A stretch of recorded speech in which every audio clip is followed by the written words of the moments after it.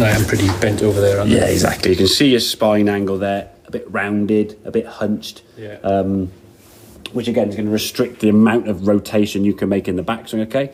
So you watch as you go back now on that right-hand one there, the backswing length, quite short, yeah? Yeah. You'll see it as much on this one here now. Obviously, this is the same kind of swing, this is basically 6 and 9 irons at the start, okay?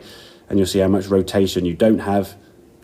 There's kind of your back, and that's the club sort of starting down now.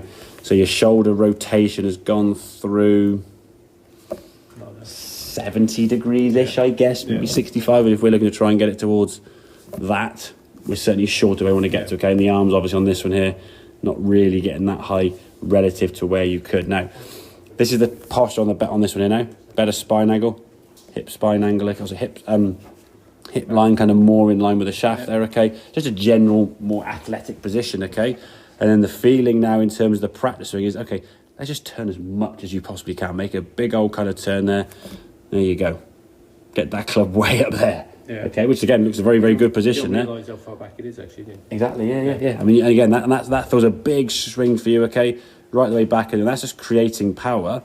And then from kind of face-on perspective, you can see the difference in those two swings. I mean, if we look at that compared to that one, that's chalk and cheese, isn't it? I mean, you've almost gone the amount beyond on this side that you were short on that side. If we think sort of 90 degrees is kind of going to be roughly kind of in that position there, you've actually gone more so, I'd say, on this left arm, which is great, because then you're over-exaggerating the fault the other end, and then when it comes to hitting the golf ball, you kind of revert back to more this feeling, but you kind of stretch that feeling around now. So when you come to the golf ball, okay, bring that golf ball, sorry, I'll go back to start there. When you come back to your normal swing here, when you set to the golf ball, again, big shoulder turn there. Just be careful, don't sort of collapse the arms. We do that, okay? Just try and keep that kind of width with the arms there. But as you go back here now, there's your backswing. Probably maybe a degree or two more than we could need to, which is why some of your feelings maybe hitting it too hard. Maybe you'll create a bit more engine than you want to. But I'd rather see you on that side of the spectrum being a little bit too far than a bit too short, yeah. At least from here now, you're creating the energy there now for you to come back to the golf ball. Impact's a good movement, and you're right the way through with some kind of full rotation. Whereas this one here now was kind of just I got to try and thump it with my arms, and you're adding power, or you're trying to add power through bigger muscles, arms, chest, shoulder, try and hit it, rather than creating that coil with the body, which allows your arms to speed through the golf ball, They haven't created that kind of torque and tension. It's now muscle power, trying to lump it as far as you can, rather than like elastic band being pulled back and let it go, But that backswing's got to be kind of an exaggeration, so do it more so than you want to when you're away from the ball, okay?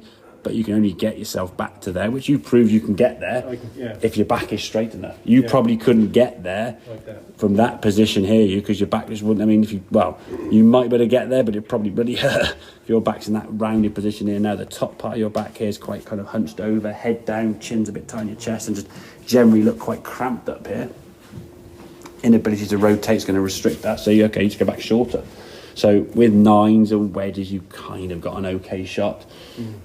5 to 6 iron, we were losing more yardage. Then you cut it a few with the high when you warmed up a little bit more and you get a bigger swing.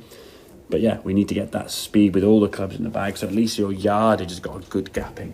So that test at the start is good to see when you're on the range hitting balls. Okay, am I hitting my 9, my 7, my 8, my 6, my 5 foot, whatever it may be, a good gap. If there's 1 or 2 clubs quite condensed, what's going wrong? And if you're not sure, when you're on hitting some golf balls, just send me to the garage. I'm hitting this, this and this. I'm hitting this shape of shot. Help. And I'll be like, okay, well, if the 6 iron's not going long enough, it's probably an issue in terms of speed and strike. So therefore, it could be back to the game.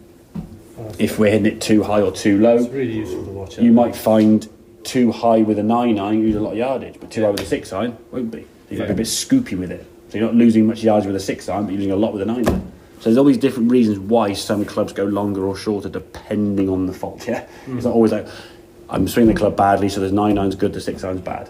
Could be the other way around. You get some guys who are ripping their driver, like yourself, and they can't hit a wedge or a 9 for top field. They can't hit a 6 iron or whatever it may be. Okay, and I think with a driver as well, looking at the posture, because you're not going to be as bent over, it's a shorter club. What you'll probably find is your hips are here, your spine is there. With a shorter club, you're over the ball. With a driver, you're like, oh, I'm taller. It's a longer club. I'm up here, and the club's way out there. So your posture with your driver is probably just better because it's a longer club. It doesn't mean stand up. It's push that pelvis back out to get that, basically get your back outside. So your back is in a straighter position. So rather than going here and going, oh, stand up, yeah, great for a drive, because you can't reach the ground now with your 6 or 7 on. So it's getting in that tilt, rather than being here, you're just going to go, push those hips backwards, yeah, get that pelvis at a different angle, get that belt buckle line, as we said. That's an indication. A lot of times you look at the guys on TV, when you watch them, their hip line and their shaft line are almost parallel, yeah. If that's sort of leveled off, your hips can't really rotate from that position. So get in a better position, exaggerate, practice the turn, and then when you come to golf ball, you just hit it. When you're hitting golf balls, it's just step up, take your time in the routine, maybe think about some of the static things we discussed in the past of today with the posture, get that good, swing at the golf ball. Look, has it gone the right distance? The last one there, 149, 159 total. That's kind of in your ballpark for a 6-iron. Yeah, that's what I think I should be. Exactly, and that's why I beat 750 total. Yeah. So you're aiming for that. If it suddenly starts going down, why? Yeah. Okay. That's good. Makes sense, yeah? Yeah. Cool. Have a few more then, buddy, and we'll see how it goes from there, okay? fine. Good.